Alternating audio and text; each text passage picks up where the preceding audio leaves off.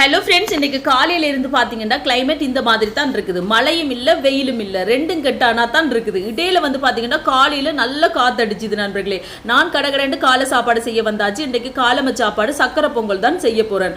அதுக்கு தண்ணி எடுத்துட்டு சிவத்த பச்சை அரிசி எடுத்துருக்கேன். அதையும் சேர்த்துட்டு தேவையான அளவுக்கு உப்பும் சேர்த்து கலந்துட்டு மூடி வச்சா அது பாட்டு கவிஞ்சிட்டு அதுக்கு பிறகு தேங்காய் பால் சேர்க்கிறேன். முதலாம் பால், ரெண்டாம் பால் தேங்காய் பாலை சேர்த்துட்டு இதோட எங்களுடைய இனிப்புக்கு தேவையான அளவுக்கு நாட்டு சக்கரை சேர்க்கிறேன். அதையும் சேர்த்துட்டு கலந்து விட்டோம். அது பாட்டுக்கு கொதிச்சு வந்துடும்.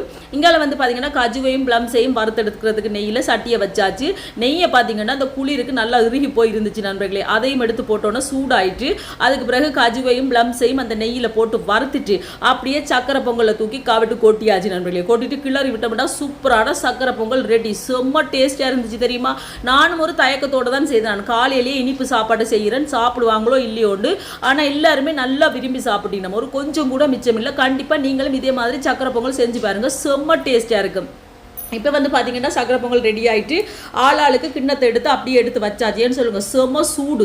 எடுத்து வச்சா தான் நல்லா ஆறிடும், அவைக்கு சாப்பிட்றதுக்கு நல்ல கணக்காக இருக்கும். அதோடு எடுத்து வச்சாச்சு.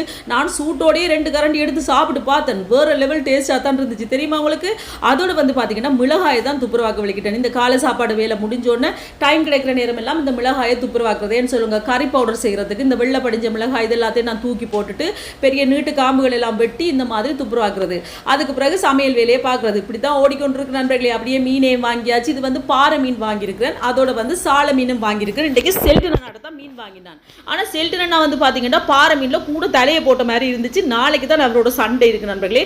மீனை துப்புரவாகிட்டு அதில் குடல்கள் எல்லாம் சாப்பிட்றதுக்கு இவன் வெயிட் பண்ணி கொண்டிருப்பின காகங்கள். அவைக்கும் தூக்கி கொடுத்துட்டு அப்படியே திரும்பி பார்த்தா கொஞ்ச நேரம் நல்ல வெயில் அடிச்சுது. உடுப்புகளையும் காய விட்டுட்டு மதிய சாப்பாடு செய்ய வந்தாச்சு. எல்லாம் வெட்டி கிட்டி கொத்தி வச்சாச்சு நண்பர்களே.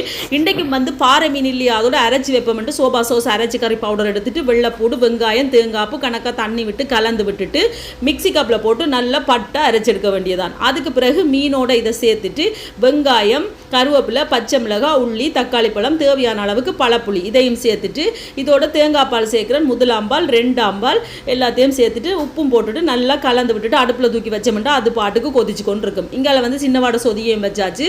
நடுவில் எண்ணெய் சட்டியை வச்சாச்சுன்னா மீன் பொரிக்கிறதுக்கு 4 துண்டு எடுத்து வச்சேன்னா இன்றைக்கு மீன் பொரிக்கிறதுக்கு வந்து பார்த்தீங்கன்னா சோபா சாஸ் கறி பவுடர் போட்டு தான் பிரட்டி வச்சிருக்கேன். அதான் அந்த கலர் இருக்குது.